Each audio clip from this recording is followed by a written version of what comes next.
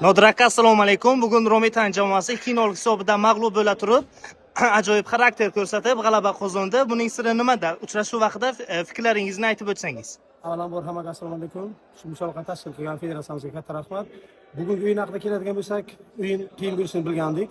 Oldindan bunga tayyor edik va 2-0 mag'lubiyatga uchrab turib, time-out bo'lgandan keyin murabbiyimiz kerakli taassurotlarni berdilar. Ikkinchi bo'limga jiddiyroq chiqdik va Real Madridga o'xshagan kambek amalga oshirdik. Nodir aka, yana bir savol. Bu yil 37 bahorni qarshi olasiz, lekin hali hamon yuqori sport formada futbol namoyish etyapsiz. Buning siri nimada? Buning siri tinimsiz mehnat va Allohdan kuch-quvvat. Nodir aka, ushbu turnirdagi asosiy maqsadlaringiz haqida aytib o'tsangiz.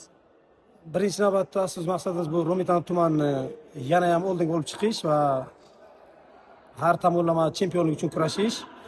Menimcha yetarli kuchga egamiz. Menimcha chempion bo'lishga qurbimiz yetadi. Maqsadimiz faqat chempion bo'lish.